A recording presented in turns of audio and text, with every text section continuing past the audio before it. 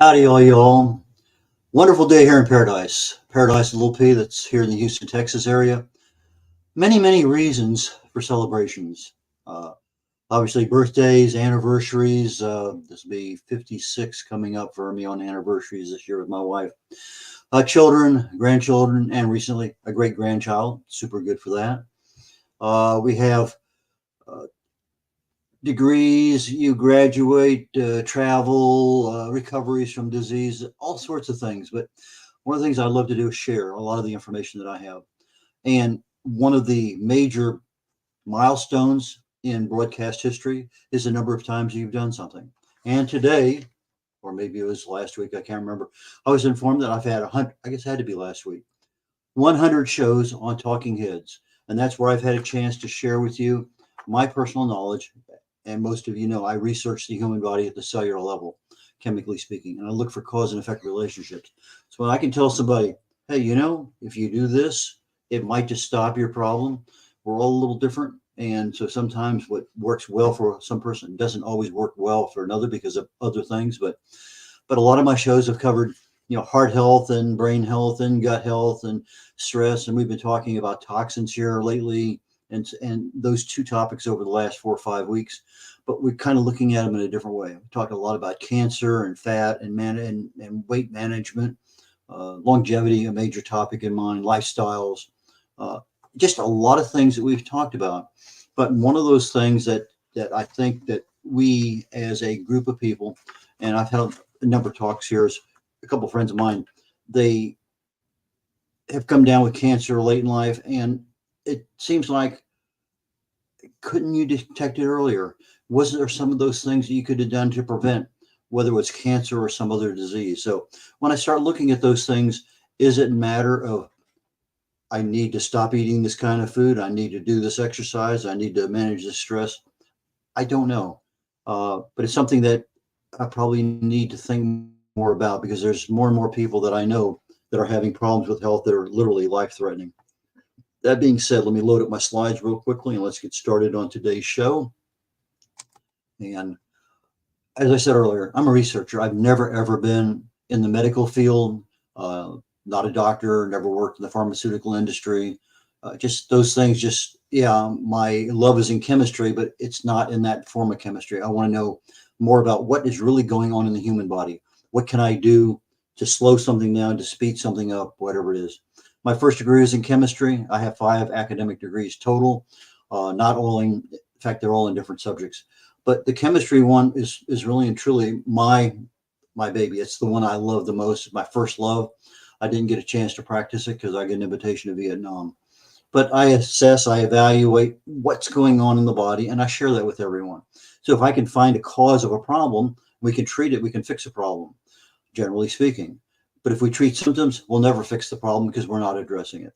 Symptoms can even hide the real damage that's occurring. You're continually treating something, but it's not fixing the problem.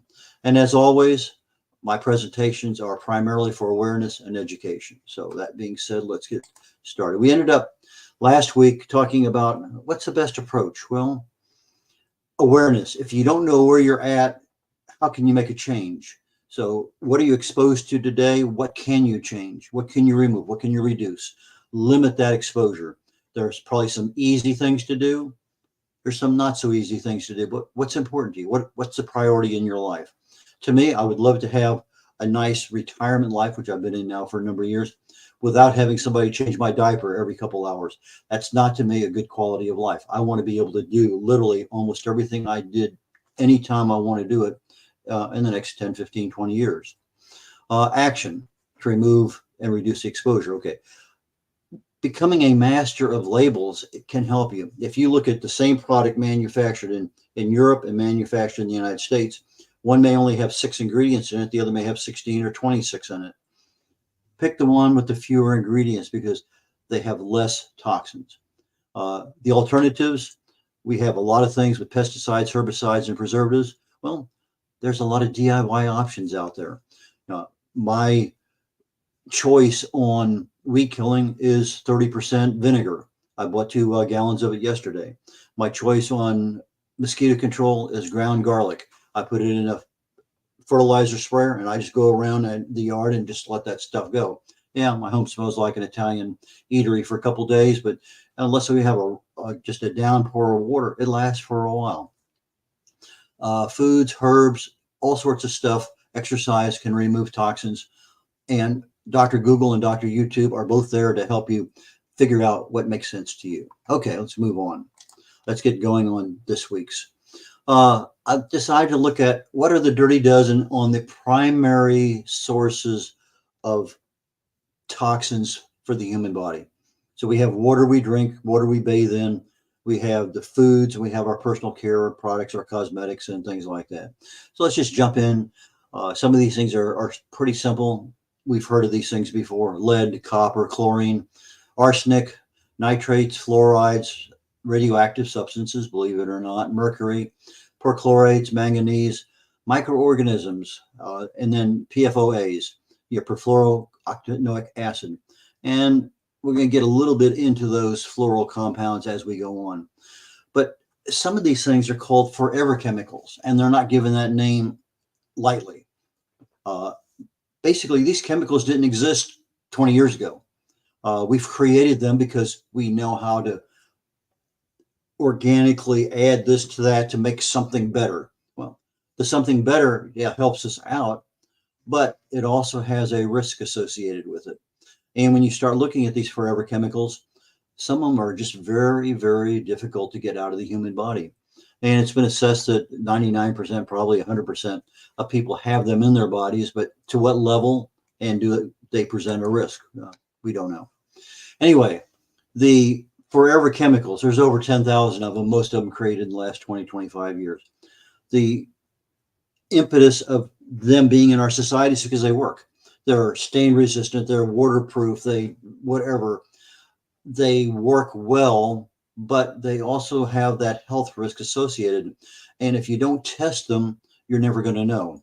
But we know that with these perfluoro or polyfluoroalkyl chemicals, they have a tendency to minimize the vaccine that we might receive. And that's been kind of important the last few years here with COVID.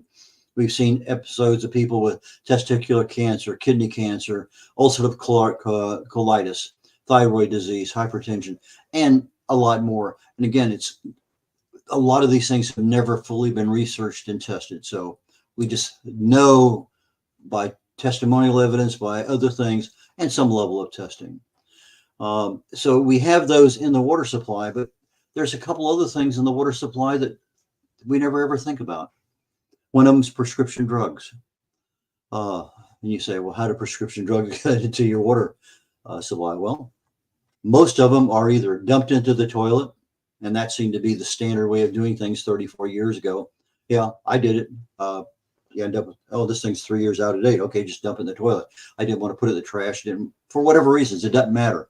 Uh, there were no repositories to drop these things off. So, well, most people just, that was the accepted practice. Dump it in the toilet. But as we take medicines and we go to the bathroom, they're excreted into the toilet bowl because we're going to the bathroom. And they end up in the city water supply because that's where the sewer water takes it. But the sewer system is not capable of handling the really microscopic kinds of chemicals. And you may have a lead or an arsenic or some other kind of molecule that can easily be filtered out in the city water system, but it cannot filter the size of the particles that we need.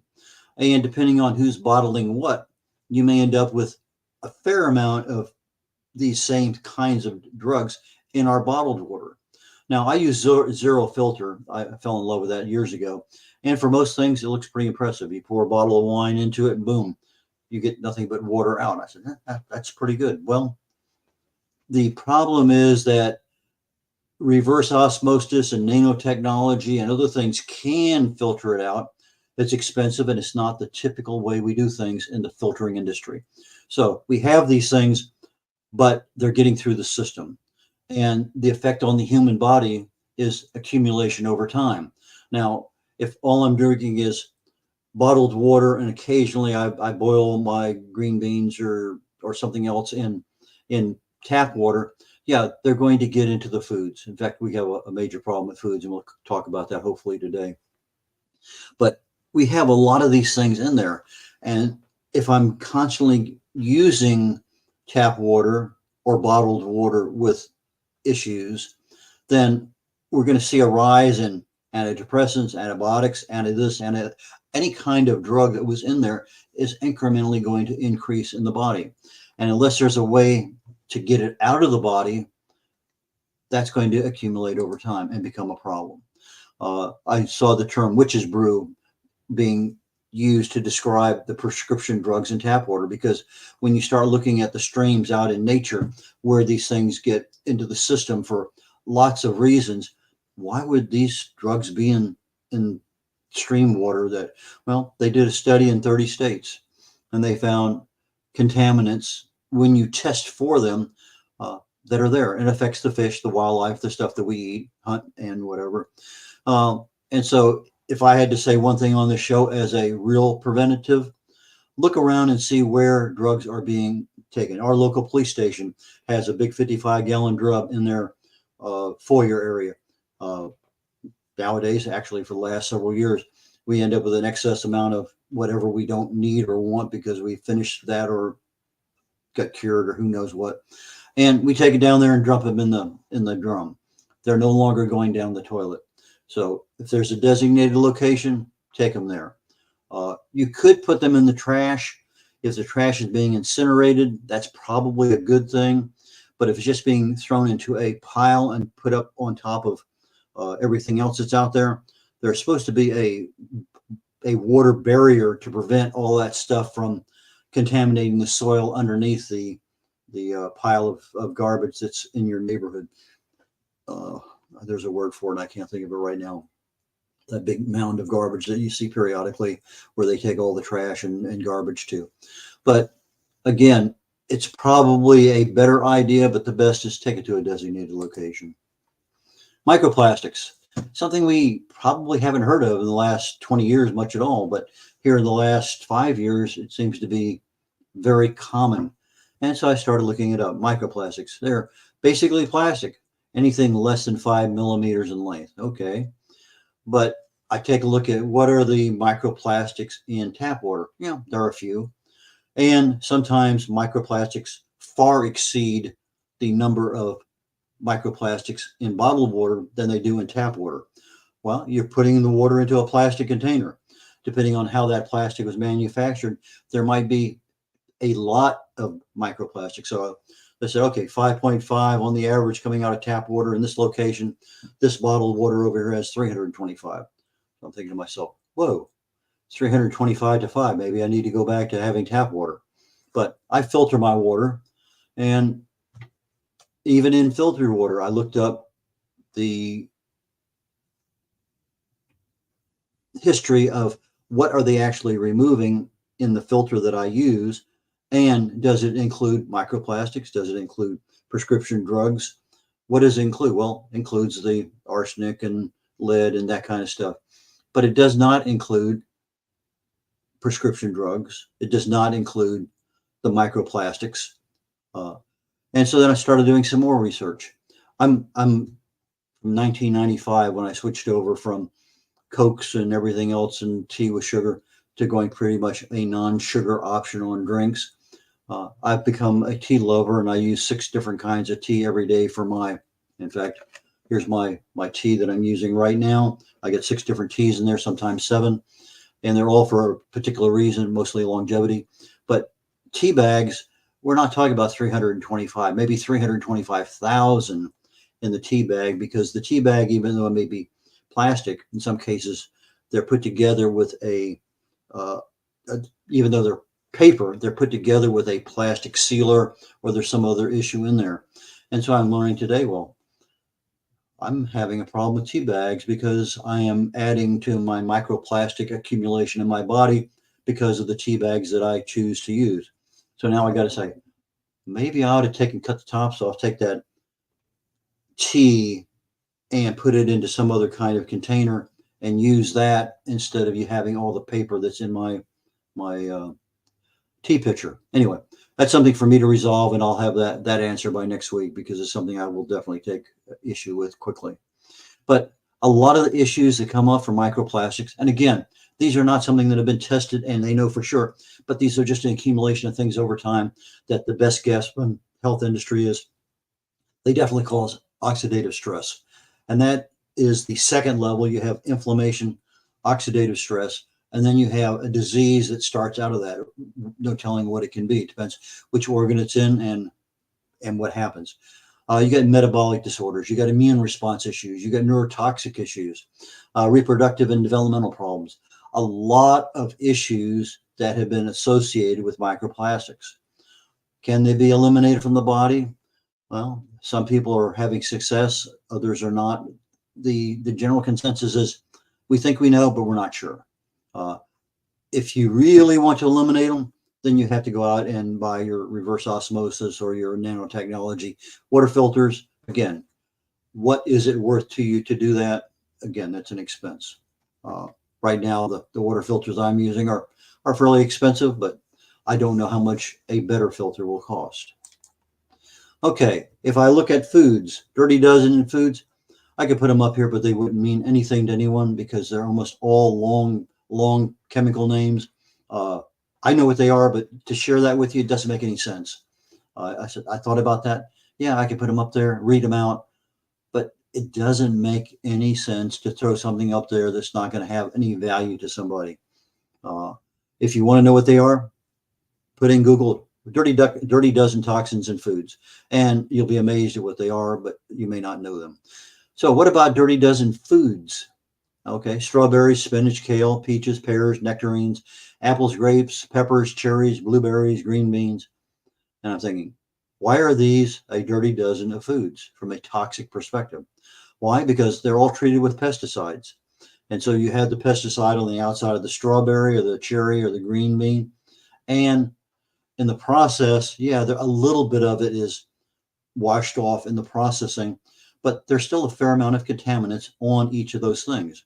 Now, one of the recommendations that I read was wash your hands before you start playing with the fruits and vegetables. And I thought, okay, I'm supposed to wash my hands when I handle raw chicken, but I don't wash my hands, or I'm not forced into doing it with raw beef or pork or something else. I do, but it's not one of those things that I think about. Now I'm being told before I even work with these fruits and vegetables, wash my hands. Okay. They just said that there's a contaminant level that I don't need to go into it. Wash my hands. Wash the foods. Some foods can handle a fair amount of abuse under the sink. Some can't. You know what to scrub, you know what to dry, but they say dry with a clean cloth and then put it in dirty clothes, because now that cloth has some residual stuff on it. So anyway, there are some things we can do to reduce them, but you got to know what they are. And that's not a big deal, but it can be. Uh, there's some foods that are actually toxic, that if you eat the food, you can die, no doubt about it. Or you can certainly have a very disruptive evening or two or three. Cherry stones, apple seeds, elderberries, nutmeg, green potatoes, raw kidney beans, rhubarb leaves, bitter almonds, star fruit, mushrooms, some of them, raw cashews, and mangoes. Those are the dirty dozen, basically. And why? Because a lot of them have various kinds of chemicals in them that are toxic. Urushiol is poison ivy. So you look at something like a mango. I remember as a kid, I'd climb up in the trees and get mangoes for my mom when we lived down in Panama. And and one of my brothers and sisters, they would eat something and they would just not scab out, but they would just get a raw all over their mouth, lips, and chin from that poison ivy in the mango. But that same thing occurs in other fruits and things. You have a lot of cyanide precursors in cherry stones. You have a thing called prussic acid, which is basically cyanide. You have oxalic acid, which can be an issue. Lectins, myristicin, and a few more. And they're all in these foods. And again, somebody might be able to eat one and not have a problem. Somebody else eat one and have a major problem. So mangoes, the raw cashews you buy in the store, they're very different from the raw cashews you get off the tree. Star fruit, again, it depends on what, how much, and what level of health you have and your immune system. Some of these things can be handled, some of them cannot. So, from a perspective of foods can be toxic, beware. We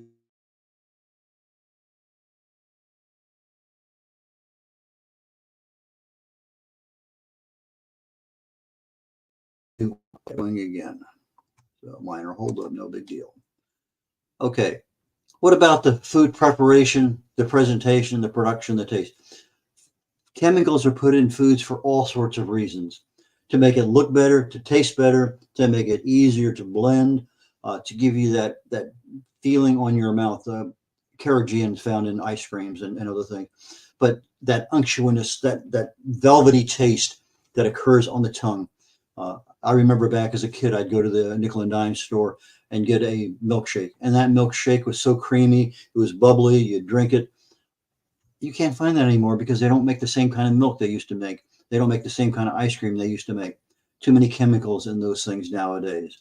But sometimes the foods are heated, they're roasted, they're grilled, they're baked, they're canned, some fermenting, some hydrolysis, lots and lots and lots of things in there.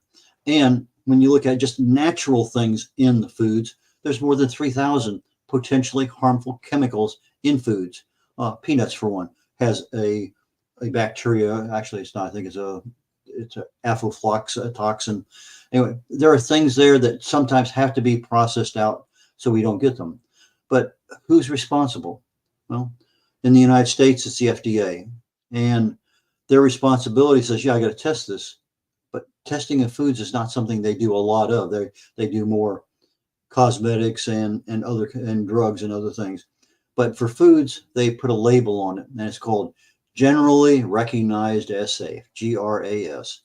And so you have the GRAS, you have the federal standards. Some states like California have more stringent standards. And then you also have grocery store standards. Some stores will not buy from certain kinds of producers or manufacturers because of the care that they take in the production of their foods. Whole Foods is not going to buy from the same people that maybe Kroger's or HEB or A&P or some of the other food giants out there do. So it's one of those things that, depending on where you shop, organic and other things are generally available, but not everything that's organic means organic. So food testing since 2000, the last 24 years, over 99% of the generally recognized as safe chemicals for preparation, preservation, all sorts of things for foods have been green lighted, meaning no testing. Uh, and they're now available, and these toxins are known to create some health issues. Uh, but for whatever reason, they say, well, it's, yeah, if you don't have too much of them or you do it a certain way, they're okay. Uh, they're not. But so what options do you have? You can buy organic. You could absolutely avoid microwaving anything plastic. If you have something in the microwave, put it in glass. Uh, Use more glass and stainless as you can. Avoid plastics, especially with the numbers 3, 6, and 7 on the bottom of them. Those are the big issues that they leach out a lot of chemicals. Uh, our health, wash your hands often, even if you don't think you need it, wash them.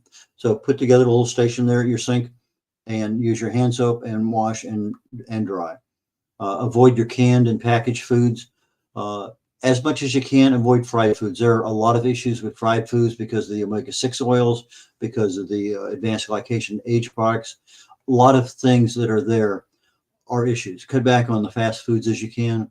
But if I had to recommend one thing and one thing only, read labels and know what you're reading.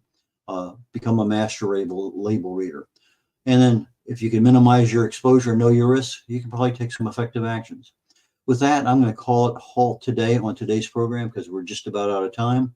And I should have said that we're on the USA Global TV and Radio Network, and we're also on the E360 network and E360 TV network. I forgot to mention that up front because I was so excited about announcing my 100th show on the talking heads of USA Global TV and Radio Network. So long for this week, and I will catch you all next week. Take care. Bye now.